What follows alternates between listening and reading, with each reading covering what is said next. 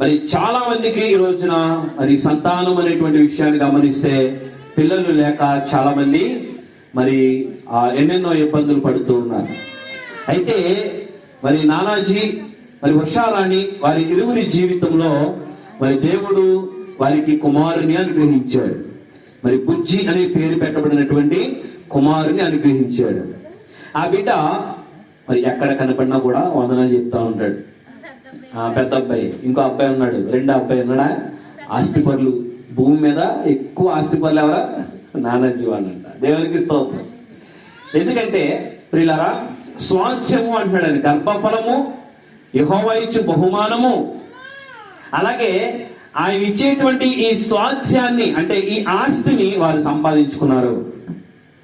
దేవుడు వారి జీవితాన్ని వారిని దీవించాడు, ఆశీర్వదించాడు. అందుచేతనే ఆ పిల్లలకు మనము ఏం తెలియచేయాలి, వారికి ఏం తెలియచేయాలి? 1వ దావీదు కీర్తనలో 100వ దావీదు కీర్తనలో 3వ అధ్యాయంలో దేవుడు ఒక మాట అక్కడ మాట్లాడుతున్నాడు. చూడండి, యెహోవాయే దేవుడని తెలుసుకొనుడి, ఆయనే మనలను పుట్టించెను, మనము ఆయన వారము, మనము ఆయన ప్రజలము, ఆయన మేపు గొర్రెలము. మొదటిగా అంటున్నాడు ప్రియారా, ఇక్కడ యెహోవాయే దేవుడని తెలుసుకోండి. మరలా ఆయనే మనలను పుట్టించెను. మొదటిగా మనం తెలుసుకోవాల్సినటువంటి విషయము, అలాగే పిల్లలకు తెలియజేయవలసినటువంటి విషయం ఏంటంటే యెహోవాయే దేవుడని తెలియచేయాలి. చాలా మంది తల్లిదండ్రులు మరి వారి పిల్లలకు యెహోవాయే దేవుడని తెలియజేస్తున్నారా లేదా అనేటువంటి విషయాన్ని మనం గమనించాలి. దేవుడు యెహోవా దేవుడు కాగల జనులు ధన్యులు అని దేవుని వాక్యం సెలవిస్తా ఉంది. ప్రియులారా, ఈ గొప్పదైనటువంటి ఈ బహుమానము, దేవుడిచ్చినటువంటి ఈ స్వాస్థ్యము పాడైపోకుండా, చెడిపోకుండా మంచిదిగా ఉండేటట్లు చేయాలి అంటే ఎవరిని ఆయనకి పరిచయం చేయాలి, ఎవరిని ఆ బిడ్డకు పరిచయం చేయాలి? ఈ లోకంలో ఉండేటువంటి టీవీల్ని, సెల్ ఫోన్ని, విచిత్రమైనటువంటి వాటిని, లేకపోతే విచిత్రమైనటువంటి రంగుల్ని, లేకపోతే వాటిని వీటిని కాదు, లోకాన్ని కాదు పరిచయం చేసేది. ఎవరిని వారికి పరిచయం చేయాలంటే యెహోవాయే దేవుడని వారికి పరిచయం చేయాలంట. దేవునికి స్తోత్రం.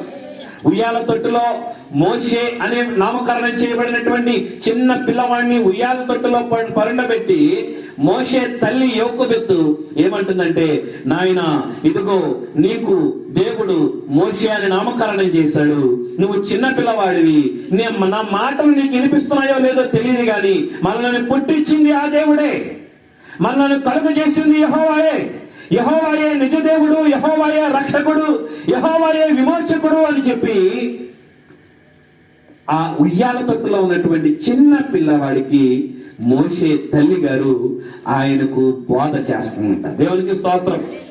యెహోవాయే నిజ దేవుడు, యెహోవాయే లోకానికి రక్షకుడు, యెహోవాయే విమోచకుడు, యెహోవాయే నిన్ను కాపాడేవాడు, ఇశ్రాయేలును కాపాడేవాడు, కునుకడు, నిద్రపోయేటువంటి దేవుడు కాదు, ఆయనే మనల్ని పుట్టించాడు, మనం ఆయన మేపు గొర్రెలము అని. ఆ ఉయ్యాల తొట్టులో ఉన్న పిల్లవాడు ఏమింటాడు?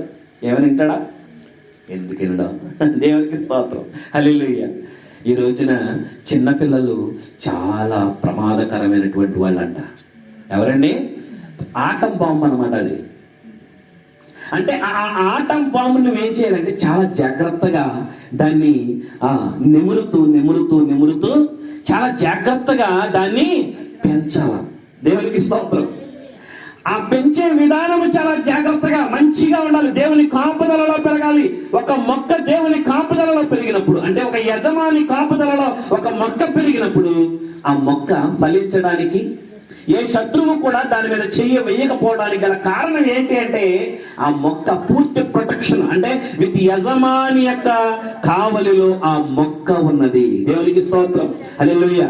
అది వంగిపోతే దానికి బద్ద కడతాడు, అది నేలకు రాలకుండా, వాడకుండా, పడిపోకుండా దానిని మంచిగా నిలబెడతాడు, దాని చుట్టూ కూడా గొయ్యి తవ్వుతాడు, దానిలో దానికి కావలసిన పోషకాలను అందజేస్తాడు, నీరు కావలసినప్పుడు నీరు పోస్తాడు, ఆహారం కావలసినప్పుడు ఆహారం పోస్తాడు, అన్ని కూడా మంచిగా చేసి ఆ మొక్కను నిటారుగా ఎగిటట్టు చేస్తాడంట. దేవునికి స్తోత్రం. హల్లెలూయా. అలాగే పిల్లలు, చిన్న పిల్లలు కూడా యెహోవా ఇచ్చు స్వాస్థ్యము, గర్భఫలము ఆయన ఇచ్చు బహుమానము. ఆ బహుమానాన్ని చాలా జాగ్రత్తగా నువ్వు కాపాడుకోవాలి. అందుచేతనే ఆ చిన్న పిల్లలకు ఈ రోజున ఉషారాణి, నానాజీ వీరిరువురు ఏమని ప్రార్థన చేపిస్తున్నారు, ఏమని కృతజ్ఞత కొడిక పెట్టారు? మా పిల్లవాడు పుట్టిన రోజు. దేవునికి స్తోత్రం, హల్లెలూయా. శాంసన్ తెలుసు కదా మీ అందరికి. సంసోను తల్లిదండ్రులు ఆ సంసోను పుట్టక మునుపు గర్భములో ఉండగానే ఆ తల్లికి దేవుని యొక్క దూతలు వచ్చి పరిచర్య చేసేయండి. దేవునికి స్తోత్రం. ఏమని బోధించాయో తెలుసా? ఇదిగో ఈ కుమారుని నెత్తి మీద ఎప్పటికీ కూడా నువ్వు మంగలి కట్టే వేయకూడదు. పూర్తిగా దేవుని ప్రొటెక్షన్ లో ఈ కుమారుడు పెరుగుతున్నాడు, పెరగాలి, బలవంతుడు అని చెప్పినప్పుడు ఆ యొక్క పిల్లవాడిని ఎలా పెంచాలో, ఎలాగ వాడికి బోధించాలో, ఎలాగ వాడిని క్రమమైన పద్ధతిలో ఉంచాలో, ఎలాగ దేవుని వాక్యాన్ని బోధించాలో నేర్పమని ఆ తల్లిదండ్రులు ఇరువురు కూడా దేవునికి ప్రార్థన చేస్తున్నారంట. దేవునికి స్తోత్రం, హల్లెలూయా. పిల్లల కోసం ప్రార్థన చేయాలి తల్లిదండ్రులు. దేవుని ప్రియమైనటువంటి దేవుని పిల్లలారా, అందుచేతనే ఇక్కడ యెహోవాయే దేవుడని తెలుసుకోండి. ఆ చిన్న పిల్లవానికి యెహోవా దేవుడని నువ్వు చెప్పకపోతే వానికి ఇంకేవో అర్థమైపోతా ఉంటాయి. కనుక మనము కూడా ఏం చేయాలి అంటే వాని జన్మ దినమును మనం జ్ఞాపకం చేసుకుంటున్నాము. వాని జీవితం ధన్యమైంది. ఈ భూమి మీద వారిరువురి దంపతుల వారి జీవితాల్లోనికి వాడు రావడం అదృష్టమని అనుకున్నారు. ఈ రోజున ఈ కూడికను ఏర్పాటు చేశారు.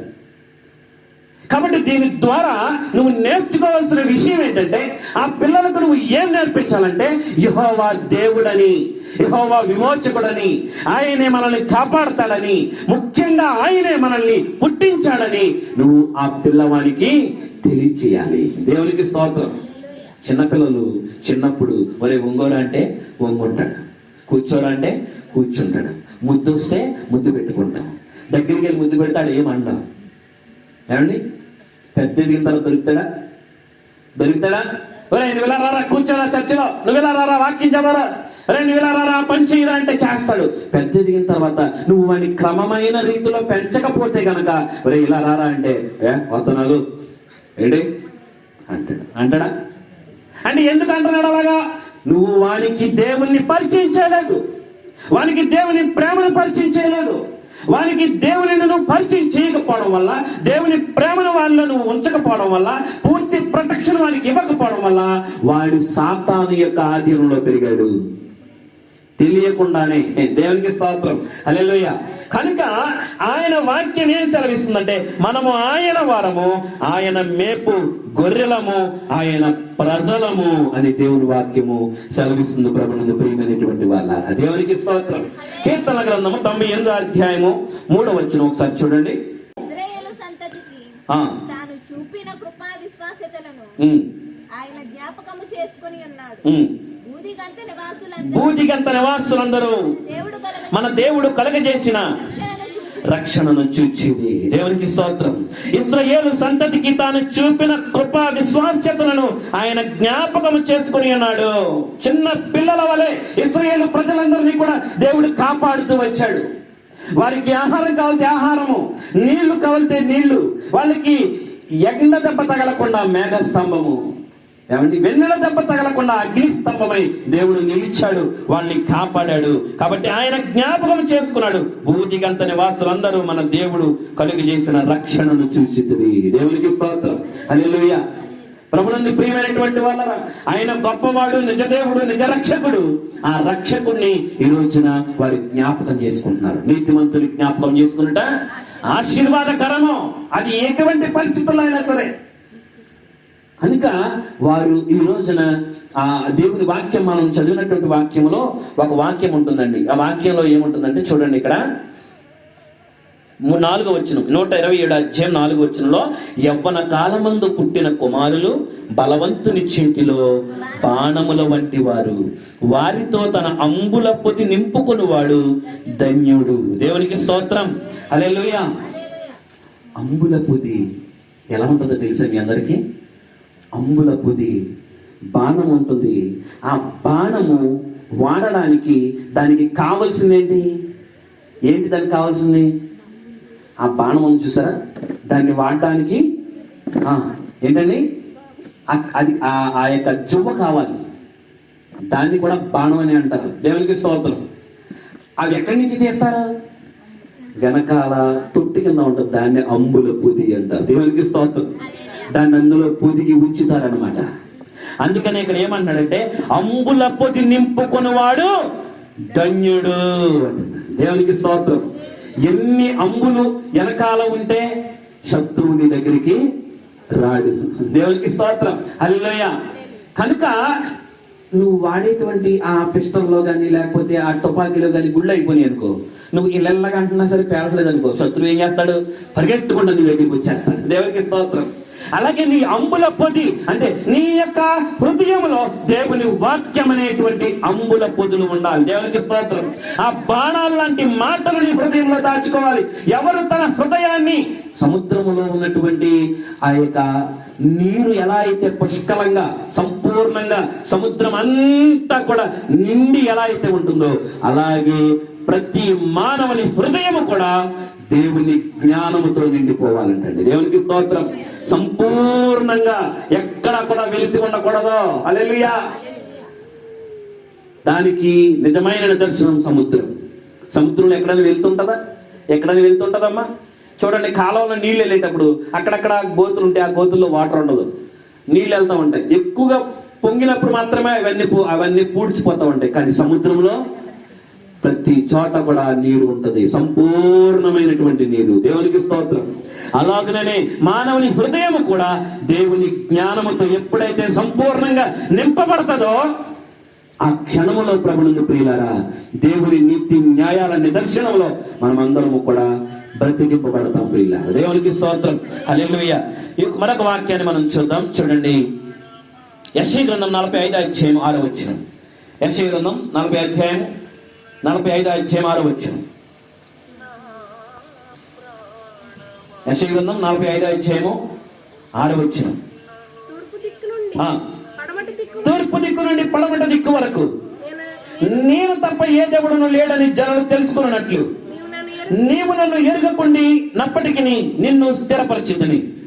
యెహోవాను నేనే, నేను తప్ప మరి ఏ దేవుడును లేడు. హల్లెలూయా. తూర్పు దిక్కు మొదలుకొని పడమటి దిక్కు వరకు కూడా యెహోవానకు నేనే తప్ప మరి ఏ దేవుడు కూడా లేడు. ఈ మాటలని ఎవరికి తెలియచేయాలండి? ఆ పిల్లవానికి తెలియచేయాలి. దేవునికి స్తోత్రం. హల్లెలూయా. ఒక మంచి పదం నేర్పించారు. ఏంటో తెలుసా? పాస్టర్ గారు దైవజనుడు అనిపించి ఏం చెప్తున్నాడు? వందనాలు చెప్తున్నాడు. ఊరి వద్దురా, ఒకసారి సరిపోద్దురా అంటే ఊరుకోడు. దేవునికి స్తోత్రం. ఒకసారి సరిపోద్దురా అంటే ఊరుకోడు. అన్ని సార్లు పిలుస్తూనే ఉంటాడు. మళ్ళీ అక్కడికి వెళ్ళిపోతే ఆ మూలకు వచ్చి పాస్టర్ గారు వందనాలండి అంటాడు. దేవునికి స్తోత్రం. ఎవరు చెప్పట్లేదు బాబు, నువ్వేని చెప్తున్నావు అనుకుంటాను లోపల. హల్లెలూయా. ప్రభువునందు ప్రియమైనటువంటి వాళ్ళారా, ఆ చిన్న పిల్లవానికి ఆ జ్ఞానం నేర్పించినందుకు చాలా ధన్యుడు వాడు. వాడి జీవితంలో ఇప్పటి నుండి పెరిగేంత వరకు కూడా ఎప్పటికీ కూడా అటువంటి క్రమమైనటువంటి మాటలు నేర్పిస్తూ ఉన్నట్లయితే వారిని చిన్ననాటి నుంచి దేవుని భయభక్తుల విషయంలో నువ్వు క్రమం తప్పకుండా వారిని పెంచుతూ ఉంటే గనక తప్పకుండా వారు దేవుని యందు మరి భయభక్తులుగా పెరుగుతారు. దేవునికి స్తోత్రం. హల్లెలూయా. అందుచేతన యవ్వన కాలమందు పుట్టిన కుమారులు బలవంతుని చేతిలో బాణముల వంటి వారు అంటాడు. ఆ బాణాన్ని తీసి ఎవడు పడుతూ వాడు వేసేస్తే బాణం వెళ్ళిపోతుందా? ఏమన్నా వెళ్ళిపోతుందా? బలవంతుడు వెయ్యాలంట బాణాన్ని. దేవునికి స్తోత్రం. గురి అందరూ చూస్తారు, అందరూ గురి చూసేవాళ్ళే. కానీ దూరం వెయ్యాలంటే బలం ఉండాలి. దాన్ని లాగాలి. లాగిన తర్వాత విల్లును ఎక్కువ పట్టి లాగి బలంగా దాన్ని గురి చూసి కొట్టినప్పుడు అది గమ్యాన్ని చేరుకుంటుంది, మనం అనుకున్న దాన్ని సాధిస్తుంది. అలాగనే ప్రభువునందు ప్రియులారా, బలవంతుని చేతిలో, ఆ బలవంతుడు ఎవడు? యేసయ్య. దేవునికి స్తోత్రం. ఆ యేసయ్య చేతిలో నువ్వు బలవంతుడిగా ఉండాలి. ఆ బలవంతుడైనటువంటి చేతిలో నువ్వు బాణంగా వాడబడాలి. ఆ బాణం ఎవరో కాదు, నీవు నేను అవ్వాలి. దేవునికి స్తోత్రం. గురి చూసి మనం మాట్లాడినప్పుడు మనం మాట్లాడే ప్రతి మాట కూడా దేవుని మాటగానే ఉండాలి. ఆ విధంగా పిల్లల్ని పెంచేటువంటి పద్ధతిని మనం నేర్చుకోవాలి ప్రియులారా. దేవునికి స్తోత్రం. హల్లెలూయా. హబక్కూకు రాయబడినటువంటి గ్రంథము 2వ అధ్యాయం 14వ వచనం. హబక్కూకు గ్రంథము 2వ అధ్యాయం 14వ వచనం.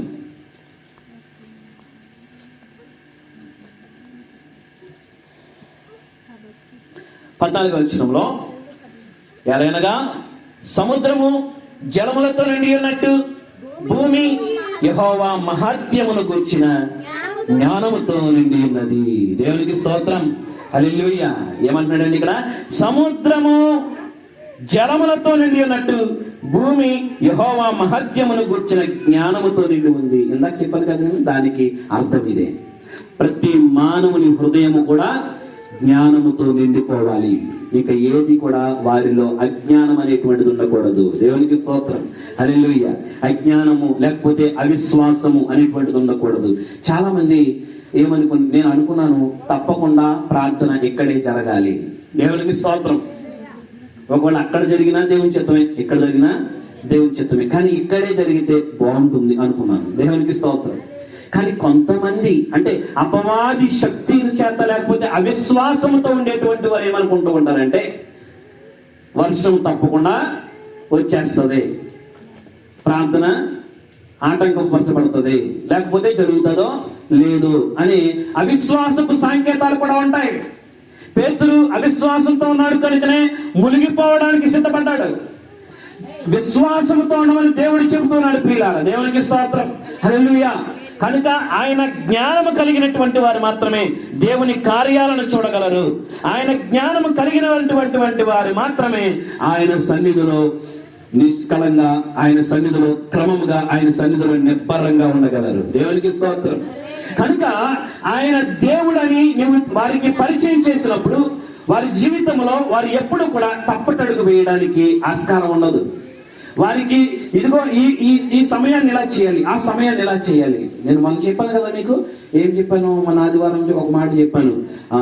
5వ తరగతి 6వ తరగతి 5వ తరగతి చదువుకునే పిల్లను 9th క్లాసు 9వ తరగతి 10వ తరగతి చదువుకునే వాళ్ళు ఆ పిల్లని రేప్ చేసి పాడు చేసి చంపేసి కాలంలో పడేస్తారు. వారికి లోకంలో ఉన్నటువంటి జ్ఞానమే ఉంది తప్ప దైవ జ్ఞానం వారిలో లేదు. వారిలో మూర్ఖత్వం ఉంది, వారిలో కడులు కట్టినటువంటి నేర స్థాపన ఉంది, వారిలో దుర్మార్గత ఉంది. దుర్మార్గత ఉన్నటువంటి వాడు కానీ, నేర స్థాపన ఉన్నటువంటి వాడు కానీ, దుష్టత్వంతో నిండుకున్నటువంటి హృదయం కానీ దేవుని ఎదుట నిలువ నేరారు ప్రియులారా. దేవునికి స్తోత్రం. కనుక నీవు ఎలా ఉండాలంటే నిష్కల్మషమైనటువంటి స్వభావంతో ఉండాలి, సున్నితమైన స్వభావం కలిగి ఉండాలి. దేవుని యొక్క క్రియలను, దేవుని యొక్క స్వభావం లక్షణాలతో నీ హృదయాన్ని నింపుకోవాలి. నీ హృదయం దేవుని ప్రేమ, దేవుని జ్ఞానంతో నిండుకొని ఉంటే గనక నువ్వు అటువంటి ఏ పనులు కూడా నువ్వు చేయలేవు. దేవుడు అంటాడు, పాపము నీ చేతిలో ఉన్నప్పుడు దానిని పారవేయి అంటాడు. దేవునికి స్తోత్రం. చిన్న చిన్న పిల్లలు పాడైపోతూ ఉన్నారు. ఎందుచేత అంటే దానికి చాలా చరిత్ర ఉంది దాని గురించి చెప్పాలంటే ప్రియులరా. కానీ ఒక్క మాటలో చెప్పాలంటే వాళ్ళు పాడైపోవడానికి గల కారణం తల్లిదండ్రులని చెప్పొచ్చు. కనుక చాలా జాగ్రత్తగా పిల్లల్ని పెంచేటువంటి విధానాన్ని మనం నేర్చుకోవాలి. యెహోవాయే దేవుడని మొదటిగా వారికి తెలియచేయాలి. ఇశ్రాయేలీయుల దేవుడు అని వారికి తెలియచేయాలి.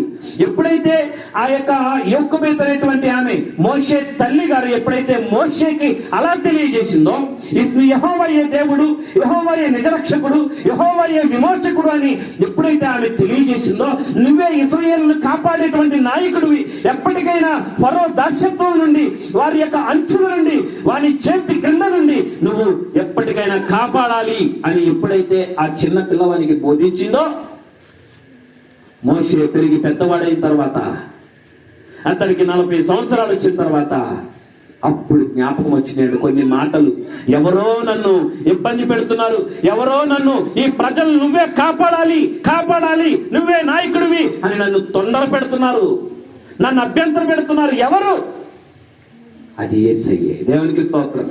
హల్లెలూయా. దేవుని యొక్క ఆత్మ చిన్ననాడు తల్లి బోధించిన మాటలు అన్ని జ్ఞాపకం వచ్చినాయి ప్రియులారా. దేవునికి స్తోత్రం. నీ చిన్ననాడే చందమామ రా అంటే రాదు, చందమామ అక్కడే ఉంటుంది ఎప్పటికీ. దేవునికి స్తోత్రం. ఎవడో బూచోడు వస్తున్నాడంటే బూచోడు రాడు. చిన్నప్పుడు ఏమనేవారంటే మరి టాబ్లెట్ వేసుకోకపోతే బూచోడు వచ్చేస్తాడు రా అనేవారు. ఏం వేసుకోకపోతే బూచోడు అంటే ఏంటి? నిజంగా బూచోడు వచ్చేస్తాడా? కాదంట. దాని అర్థం బూచోడు వచ్చేస్తాడంటే నువ్వు టాబ్లెట్ వేసుకోకపోతే మళ్ళీ జ్వరమో వచ్చేస్తుందిరా, జ్వరాన్ని బూచోడు అనేవారంట. దేవునికి స్తోత్రం. హల్లెలూయా. చిన్నపిల్లలకి నువ్వు ఏం చెప్పాలి అంటే నిజం బోధించాలి, సత్యం బోధించాలి, వారికి మంచి మాటలు బోధించాలి. ఎవండి అని పిలవాలి, వారిని పెద్దల్ని గౌరవించాలి, నేర్చుకోవాలి, మంచి మనసు కలిగి ఉండాలి, శత్రువులను కూడా ప్రేమించాలి, క్షమించడం నేర్చుకోవాలి, యేసయ్య మంచి దేవుడని నేర్పాలి, బైబిల్ గ్రంథం వారికి చదివించాలి, వారికి పరిచయం చేయాలి, దేవుడు అంటే ఎవరో వారికి తెలియచేయాలి. వారికి మాటలతోనే కాకుండా నీ క్రియలతో కూడా వారికి బోధించాలి. దేవునికి స్తోత్రం. హల్లెలూయా. మనం ఆ విధంగా చేసినప్పుడు మోషే ఆ విధంగా విన్నాడు కనుకనే ఆ రోజున ఆయనకు గుర్తుకొచ్చింది. ఇశ్రాయేలుకు నాయకుడిగా ఉన్నాడు. 20 లక్షల మంది కంటే పైబడిన జనాంగాన్ని మోషే ఒక్కడే కాపాడాడు. దేవునికి స్తోత్రం. హల్లెలూయా. మోషే చాలా మరి దేవుణ్ణి అభ్యంతరం పెట్టాడు. ఏంటంటే నేను మాటలు లేని వాడిని, మాట్లాడిన వాడిని, నేను అది ఇదని తప్పించుకోవాలనుకున్నాడు. కానీ దేవుడు మోషేని వాడుకున్నాడు. ఎందుకు? చిన్ననాడు తల్లి మాటలు మోషే హృదయంలో నాటుకుపోయాయి. దేవునికి స్తోత్రం. అందుచేతనే దేవుని మాటలతో నింపబడ్డాడు కనుకనే, జ్ఞానంతో నింపబడ్డాడు కనుకనే ఆ రోజున ఆ దాస్యత్వం కింద ఉన్నటువంటి వారందరినీ కూడా రక్షించి కాపాడాడు. ప్రియులారా, ఇశ్రాయేలుకు నాయకుడిగా తయారు. అలాగనే ఈ రోజున ఆ బిడ్డ కూడా దేవుని మాటలు మీరు బోధించినట్లయితే, దేవుని మాటలు వారికి పరిచయం చేసినట్లయితే, పెద్ద ఎదిగిన తర్వాత, పెద్దవాడైన తర్వాత బాలుడు నడవవలసిన త్రాగులు వారికి నేర్పము, వాడు పెద్దవాడైనప్పుడు దాని నుండి తొలగిపోడు అన్నాడు. దేవునికి స్తోత్రం. హల్లెలూయా. బాలుడు నడవవలసిన త్రావలు వానికి నేర్పాలి. చిన్నపిల్లవాడు కదా, తెలియదు వానికి ఎక్కడికి వెళ్ళాలో ఏం చేయాలో తెలీదు. మా అన్నయ్య వాళ్ళ పిల్లలు ఏం చేసేవాడంటే చిన్నప్పుడు రోకల బండి వచ్చిందనుకో దాన్ని పట్టుకుని తీసుకేసేవాడు. చిన్నపిల్లలు అలాగే చేస్తారు. చిచ్చి అంటే కుదరదు, నువ్వు కూడా అలా చేసి ఉండొచ్చు. దేవునికి స్తోత్రం. హల్లెలూయా. చిన్నప్పుడు తెలియదు కదా. పెద్ద ఎదిగిన తర్వాత రెక్కలు వచ్చేసిన తర్వాత పక్షి అనుకుంటుందంట. రెక్కలు వచ్చిన పక్షి ఆకాశానికి వెళ్ళినప్పుడు ఆకాశంలో ఉన్న రెక్కలు వచ్చిన పక్షి అటు ఇటు తిరుగుతూ అనుకుంటుందంట, ఈ ఆకాశమేనా, ఈ ఆకాశమే నాకు సొంతం. రెక్కలు వచ్చిన పక్షి ఆకాశం వైపు వెళ్ళిపోతుందంట. కానీ దానికి తెలియదు ఎప్పటికైనా భూమికి చేరుకోవాలి అని. దేవునికి స్తోత్రం. రెక్కలు వస్తే సరిపోదు, వాటికి అలసట కూడా వస్తుంది. అది ఇప్పుడు రావచ్చు, రేపు రావచ్చు, ఎప్పుడైనా రావచ్చు. కానీ యెహోవాయే దేవుడని నువ్వు అప్పటికి తెలుసుకుని ఉండాలి. దేవునికి స్తోత్రం. యేసయ్య నిజ రక్షకుడని నువ్వు తెలుసుకుని ఉండాలి. నీ హృదయం అంతా దేవుని ప్రేమతో, జ్ఞానంతో నింపబడాలి. అది ఎక్కడి నుంచి సాధ్యమవుతుంది? చిన్ననాటి నుండి కూడా అవి పోయబడాలి. దేవునికి స్తోత్రం. ఆ మాటల చేత నేర్పబడాలి. అలా నేర్పబడినప్పుడు మరి ఆ బిడ్డ దేవుని మాటల నుంచి తొలగిపోకుండా మంచి పనులు చేసేవాడిగా, మంచి మరి ఆ పొజిషన్లో ఉండేవాడిగా ఉంటాడు. ప్రియులారా, ఈ రోజున మరి తల్లిదండ్రులు కొంతమంది చెప్పకపోవడం వల్ల దారి తప్పి తిరుగుతున్న వారు చాలా మంది ఉన్నారు. రోడ్ల మీద పోకిరీలుగా తిరుగుతున్న వారు కూడా చాలా మంది ఉన్నారు. ప్రియులారా, దేవుడు అంటే అపహాస్యం చేసేటువంటి వారు కూడా చాలా మంది ఉన్నారు. కనుక ఈ రోజున ఎందుకు ఆ అపహాస్యం జరుగుతుంది అంటే వారిలో దేవుని భయం ఏమాత్రమో లేదు, దేవుని ప్రేమ వారిలో లేదు, దేవుని యొక్క జ్ఞానం వారి హృదయంతో నిండలేదు. వారి హృదయం అంతా కూడా దుష్టత్వం ఉంది, చీకటే ఉంది. కనుక జాగ్రత్తగా దేవుని మాటలు ఆలకించి ఆయన సన్నిధిలో మనం అందరం కూడా మరి దేవుని యొక్క ప్రేమను వారికి చెప్పాలని మనం చూస్తూ ఉన్నాను. అదేవిధంగా మరి తల్లిదండ్రుల విషయంలో చూసినట్లయితే, నీవు ధన్యుడవు, నీకు మేలు కలుగును, నీ లోగిట నీ భార్య ఫలించు ద్రాక్షవల్లి వలె నుండును, నీ భోజనపు బల్ల చుట్టూ నీ పిల్లలు ఒలివ మొక్క వలె నుండును, యెహోవా యందు భయభక్తులు గలవాడు ఇలాగూ ఆశీర్వదింపబడును. దేవునికి స్తోత్రం. హల్లెలూయా. ప్రభునందు ప్రియమైనటువంటి వాళ్ళరా, ఇక్కడ ఏమంటాడంటే నీవు ధన్యుడవు, నీకు మేలు కలుగును. ఈ రోజున నానాజీకి మేలు కలిగింది. దేవునికి స్తోత్రం. 2 పిల్లలను, ఎంతమంది ఇప్పుడు? 2 దేవునికి స్తోత్రం. 2 పిల్లలను సంపాదించుకున్నాడు. ఆ స్వాస్థ్యాన్ని గొప్పలము యెహోవా ఇచ్చు బహుమానాన్ని లేక చాలా మంది రోధిస్తున్నారు, ఏడుస్తున్నారు. చాలా మంది ఎన్నెన్నో హత్యలు చేసుకుంటూ ఉన్నారు. చాలా మంది ఎన్నో రకాలుగా కుమిలిపోతున్నారు. చాలా మంది ఎన్నో రకాలుగా ట్రై చేస్తున్నారు. కానీ వారికి సంతానము కలగటం లేదు. కానీ దేవుడి చేటువంటి ఆ వరము, ఆ యొక్క దేవుని కనుదృష్టి ఈ రోజున నీ మీద ఉన్నది కనుక దేవుడు నిన్ను జ్ఞాపకం చేసుకున్నాడు. దేవునికి స్తోత్రం. హన్నా రోధించింది, హన్నా కష్టపడింది, హన్నా కన్నీళ్లు కార్చింది. హన్నా విశ్వాసంతో దేవుని సన్నిధిలో దేవుని దగ్గర గోజాడుతుంది. ప్రభువా, నా మీద ఉన్నటువంటి ఈ నిందను తొలగించు ప్రభువా అని ప్రార్థన చేస్తా ఉంది. దేవుడు ప్రార్థన ఆలకించి, ఇదిగో నీకు నేను కుమారుని ఇస్తున్నానన్నప్పుడు హన్నా అంటుంది, యెహోవా దయవలన నేను కుమారుని సంపాదించుకున్నాను, నేను నా కుమారుని దేవుని సేవకై నేను అర్పించేస్తున్నాను అని దేవునికి సమర్పించేసిన పిల్లారు. దేవునికి స్తోత్రం. హల్లెలూయా. గర్భఫలము దేవుడిచ్చాడు. ఎవరైనా ఏదైనా బహుమానం ఇచ్చారనుకోండి, ఆ బహుమానాన్ని మనం ఏం చేస్తామండి? దాన్ని మంచిగా తుడిచి దానికి లామినేషన్ కూడా చేయించేసి, ఏమండి డిక్షనరీ ఇచ్చారనుకో చదవకుండా ఏం చేస్తాం? దాన్ని మంచిగా తుడిచి అందులోనే పెడతాం. దేవునికి స్తోత్రం. ఆ షోకేస్లోనే పెడతాం. కానీ మనము ఈ లోకానుసారంగా ఆ డిక్షనరీని, ఆ బహుమానాన్ని మనం ఏమి అవ్వకుండా, బూజు పట్టకుండా, మరి ఆ డస్ట్ ఏమి పడకుండా, దుమ్మేమి పడకుండా మనం జాగ్రత్తగా కాపాడుకుంటున్నాం. కానీ దేవుడిచ్చే బహుమానం మీద మనం వదిలిపెట్టేస్తున్నాము. అలా వదిలిపెట్టకూడదు. ఆ గల్లీల్లోను, బస్ స్టాండ్లోను అక్కడెక్కడ చూస్తే ఆ పిల్లల్ని ఏం చేస్తున్నారంటే, వాళ్ళు వెళ్ళిపోతున్నారు సెల్ ఫోన్ చూసుకుంటూ, కానీ పిల్లల్ని వదిలేస్తున్నారు. అటు ఇటు వెళ్ళిపోతున్నాడు వాడు. బళ్ళు కింద అక్కడెక్కడ వాళ్ళు అడ్డు చేస్తున్నారు. వాళ్ళు పిల్లల కోసం ఎన్నెన్నో త్యాగాలు చేస్తుండొచ్చు, ఎన్నెన్నో తపస్సులు చేస్తుండొచ్చు. కానీ పిల్లడు పుట్టిన తర్వాత, గర్భఫలం వచ్చిన తర్వాత, బహుమానం దేవుడు ఇచ్చిన తర్వాత ఏమైపోతుంది? కష్టపడ ఆ శ్రమంతా కూడా, ఆ చేసిన ప్రార్థన అంతా కూడా మర్చిపోతున్నారు. దేవుడు నాకు ఇచ్చాడు, దీన్ని చాలా జాగ్రత్తగా చూసుకోవాలి అని అంటాం. ఒక ఆవిడ, నేను బండి మీద వెళ్తుంటే వాళ్ళ కుమారుడిని తిడుతుంది. ఏమని తిడుతుంది తెలుసా? సావరా నువ్వా అంటుంది. ఏమంటుంది? చావరా నువ్వా? అది నువ్వు చచ్చిపోవడానికి, నువ్వు చంపేయడానికి నీకు పుట్టించుకున్నావు అవును పిల్లల్ని. దేవునికి స్తోత్రం. నేను అలా వెళ్తుంటే ఆ మాట వినపడింది నాకు. అచ్చి బాబాయ్ ప్రాణాలు తీసేస్తున్నాడు బాబోయ్, ఎందుకు నువ్వు ఇలా చేస్తున్నావు? ఏమైపోతుంది? చిన్న పిల్లవాడు, వాడు అల్లరి చేస్తాడు, వాడు ఏదైనా అల్లరి చేస్తాడు, ఏదైనా ఎక్కడికైనా వెళ్ళి అది తెలియదు వాడికి. దేవునికి స్తోత్రం. ఒక చిన్న పిల్లవాడు, వాళ్ళ నాన్నగారు అక్కడ 100 రూపాయల కాగితం పెట్టి స్నానం చేసి బయటకు వచ్చి లోపల చిన్నపిల్లడు ఆ 100 రూపాయల కాగితాన్ని 100 ముక్కలు చేశాడంట. దేవునికి 100 రూపాయల కాగితాన్ని 100 ముక్కలు చేశాడంట. ఏం ప్రతి మీద పాడు చేస్తామని వేసుకున్న కోటు తీసుకుని టపేలు కొట్టాడంట. కాబట్టి ఇచ్చిన బహుమానాన్ని చాలా జాగ్రత్తగా కాపాడుకోవాలి. కొంతమంది ఏం చేస్తున్నారంటే, పిల్లవాడిని అక్కడిక్కడికి తీసుకుని పోయి ఆ పిల్లల్ని బండి మీదే కూర్చోబెట్టి డాడీ మాత్రం వెళ్ళి కొడుకు రావడానికి వెళ్తున్నాడు. ఈలో వీడు ఏం చేస్తున్నాడు తెలుసా? దాన్ని పట్టుకుని రేట్ చేస్తున్నాడు, దాంతో పాటు వెళ్ళిపోతున్నాడు. అంటే చాలా చిన్ని విషయాల దగ్గర మనం నెగ్లిజెన్సీ చేస్తున్నాము. నీ పిల్లల్ని కూడా ఉంచుకోవాలి. దేవునికి స్తోత్రం. ఎవరికి ఇవ్వకూడదు. ఎందుకంటే ఎవరికైనా ఇచ్చామనుకో వాడు ఆడిస్తాడు.